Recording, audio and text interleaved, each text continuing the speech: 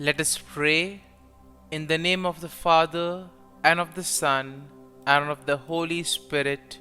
Amen.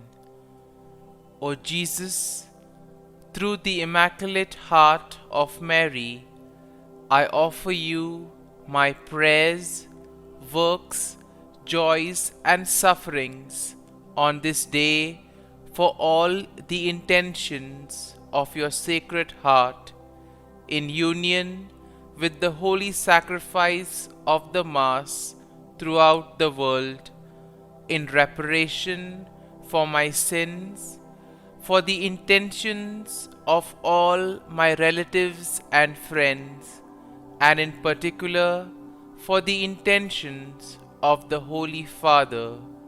Amen. Let us pray for the intention of the Holy Father for the month of January, for the gift of diversity in the Church. We pray that the Holy Spirit may help us to recognize the gift of different charisms within the Christian community and to discover the richness of different traditions and rituals in the Catholic Church. Our Father, who art in heaven, hallowed be thy name. Thy kingdom come, thy will be done, on earth as it is in heaven. Give us this day our daily bread, and forgive us our trespasses, as we forgive those who trespass against us. And lead us not into temptation, but deliver us from evil. Amen. Hail Mary, full of grace, the Lord is with you. Blessed are you amongst women, and blessed is the fruit of thy womb, Jesus. Holy Mary, Mother of God, pray for us sinners, now and at the hour of our death. Amen. Glory be to the Father, and to the Son, and to the Holy Spirit, as it was in the beginning, is now, and ever shall be, world without end. Amen. My dear friends, as we enter in the presence of the Lord, as we begin this new day, let us take a few moments to thank the Lord for all that He has done for us. We see that right from the time of our birth till now, there have been many instances or events where the Lord has worked wonders in our lives. He has guided us, He has protected us, He has shown us the way, helped us to overcome challenges and difficulties. And in this way, we can identify Him guiding us all through our lives. But there are occasions wherein we find it difficult to recognize His presence among us. We find it difficult to identify the blessings and the graces. And here we see that it is in these occasions that we need to specially ask the Lord to give us the grace that we may be able to identify those graces, those blessings in our lives. And therefore we see that the first thing to do is to be grateful to the Lord for all that He has done. And therefore, as we begin today's morning prayer, let us begin on this note of gratitude. Let us ask the Lord to help us identify His presence in our lives. And therefore, let us begin by thanking the Lord for all the things that He has done for us. Lord, we thank You for the gift of life. We thank You for giving us talents, opportunities, and various gifts that enable us to become better persons and also that enable us to reach out to others and make a difference in the lives of others. Lord, we also want to thank You for the gift of our family members, friends, relatives, near and dear ones, and all those who play a very important role in our lives. We see that It is these people who have been instrumental in making us who we are. They are the ones who have devoted their time, energy, and effort. And as a result of it, they have molded us and they have made us better individuals. So today, Lord, in a very special way, we ask you to bless all their endeavors and give them all the graces that they may require in life. We also thank you, Lord, for giving us the gift of this day, a day that would help us in many ways to appreciate the good things that you have done for us, a day wherein we may complete some thing that was left behind, or a day that may present to us various challenges. Whatever be the situation, Lord, we ask you to be with us and guide us. Allow us to be led by you. Lord, we also thank you for the opportunities, for the experiences that you have given us in life. There have been many experiences wherein we have enjoyed, and these are the experiences that we want to cherish in life. But at the same time, there have also been those experiences and those moments wherein we have found it difficult to accept them. These are the experiences that have been learning experiences. They have taught us a lot in life. Though they may have been hard, bitter, but still they have given us a valuable lesson. They have made us stronger. And therefore, Lord, we also thank you for those moments which have helped us to become strong, which have helped us to become better individuals. And Lord, we also thank you for giving us opportunities to reach out to others, to make use of our talents. And thus, Lord, we ask you to be with us, guide us throughout this day. Lord, allow us to be led by you, so that whatever we do, our actions, our words, may reflect your love, joy, and mercy to the world around us. Help us to become your instruments, so that you may work in and through us. And therefore now, my dear friends, let us all close our eyes at this moment and let us praise the Lord that He has woken us up in this morning. We thank Him for the good health that He has given us, for the good night's rest. We thank Him for keeping us safe and sound, for protecting us from all danger, from all harm. He has kept us in His love. And at every moment we see that His gaze is upon us. He never abandons us. He is always there, guiding us, protecting us, showing us the right path. He loves us. And for all this, let us praise Him. Let us thank Him and let us glorify Him. Lord, as we offer you this day, we ask you that you be with us. Help us to make the right decisions. Help us to do the right things, so that we too may become worthy instruments, that we may be worthy workers in your vineyard. And therefore, my dear friends, let this day be a day of joy and blessings in the name of our Lord Jesus Christ. My dear friends, let us now reflect and meditate on Psalm 65. As usual, we shall have a general overview of the psalm, and then we shall take a look at a few verses in detail, trying to see how the psalm plays an important role in our lives. And therefore we see that Psalm 65 is in a way a psalm of praise that is attributed to David. It is a beautiful hymn that celebrates God's goodness and provision in the natural world. It also shows how God cares for His people. Now, the psalm can be divided into three main sections. The first is an exaltation of God's character and praise for His acts, and that is something that we'll find in verses 1 to 4. Then in verses 5 to 8, we have the recognition of God's power and control over creation.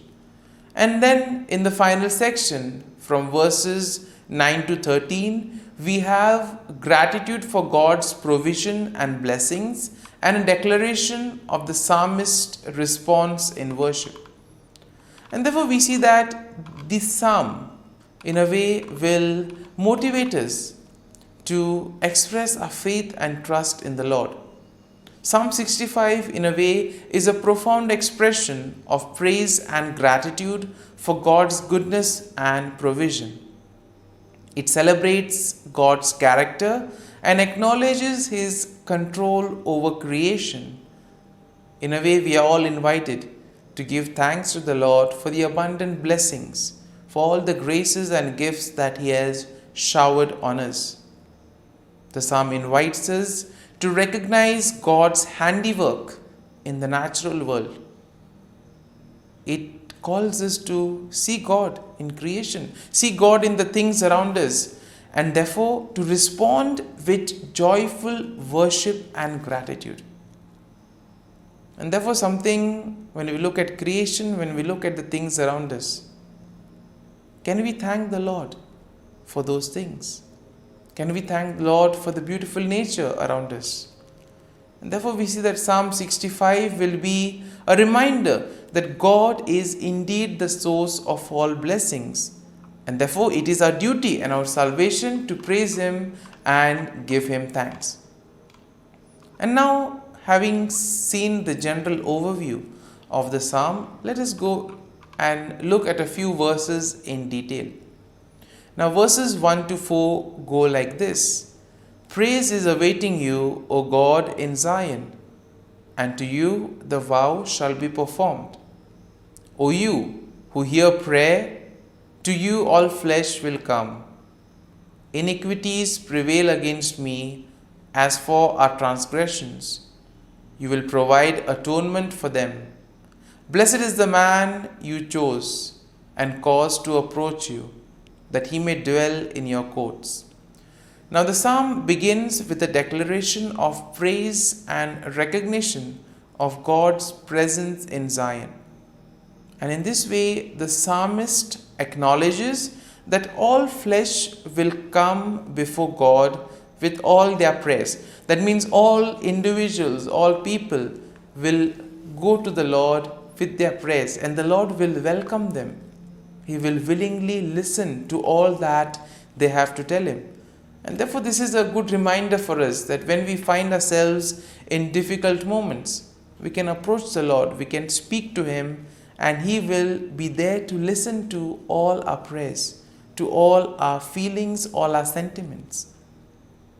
And here we see that there is also an acknowledgement in this first part of the psalm of personal sins and the assurance of God's atonement.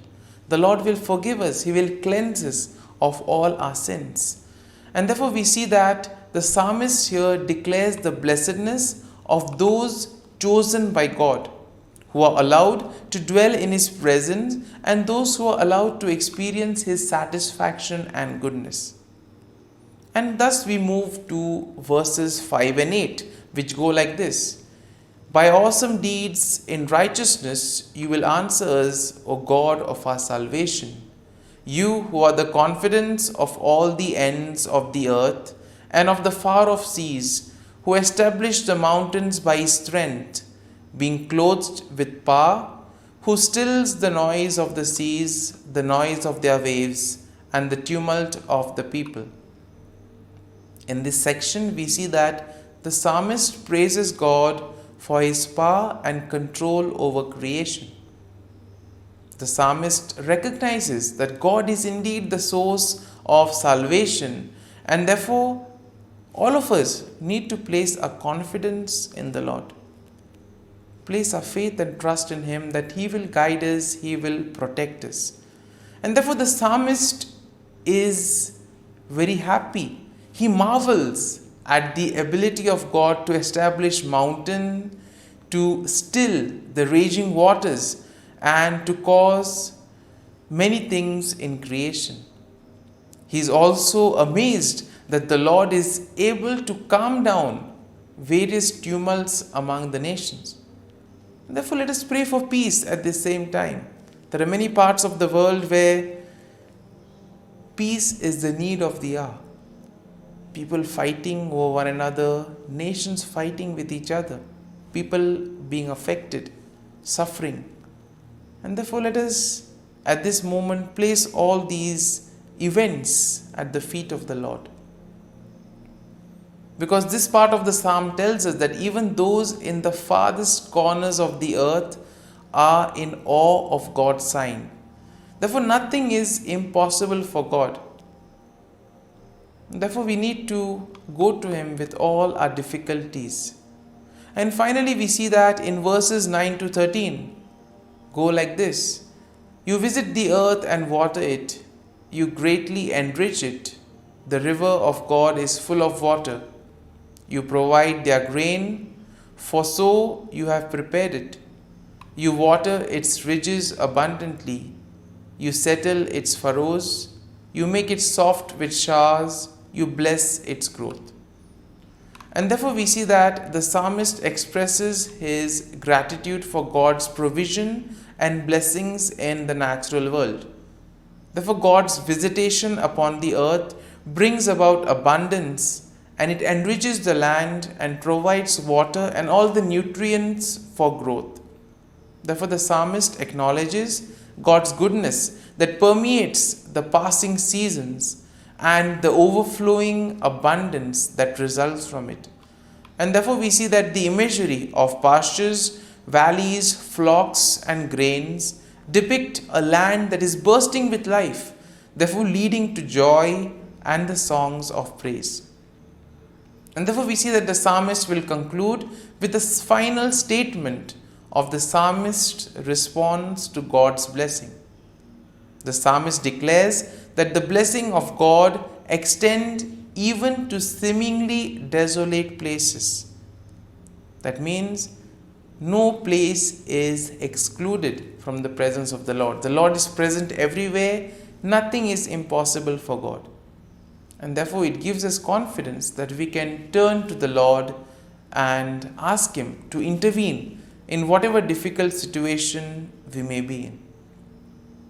My dear friends, as we have reflected and meditated on Psalm 65, let us now spend a few moments in silence, reflecting on the psalm. There may be a few verses, a few thoughts that may have touched us. Remain with these thoughts.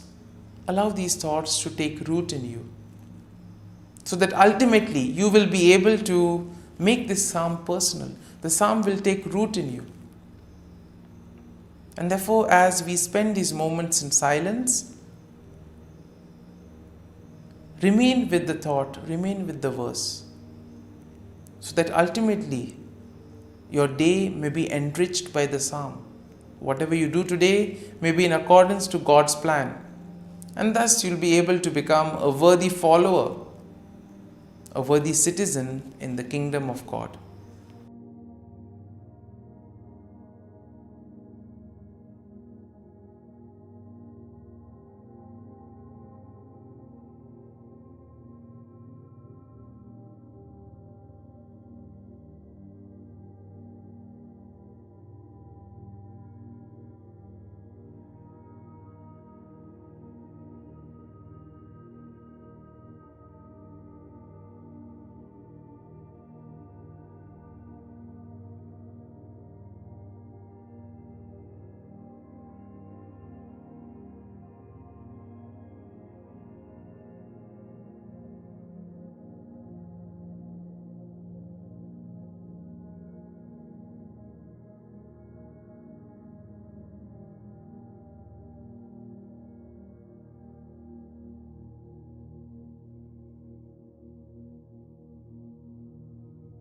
Prayer to Saint Michael the Archangel for protection. Saint Michael the Archangel, defend us in battle. Be our defense against the wickedness and snares of the devil. May God rebuke him, we humbly pray. And do thou, O Prince of the heavenly hosts, by the power of God, thrust into hell Satan and all the evil spirits who prowl about the world, seeking the ruin of souls. Amen. Act of Adoration. O Sacrament most holy, O Sacrament divine, all praise and all thanksgiving be every moment thine. Saint Gertrude Prayer for souls in purgatory. Eternal Father, I offer Thee the most precious blood of Thy divine Son, Jesus, in union with the Masses said throughout the world today, for all the holy souls in purgatory, for sinners everywhere, for sinners in the universal church, those in my own home and within my family. Amen. May the divine assistance remain always with us, and may the souls of the faithful departed through the mercy of God rest in peace. Amen. Glory be to the Father, and to the Son, and to the Holy Spirit, as it was in the beginning, is now, and ever shall be, world without end. Amen.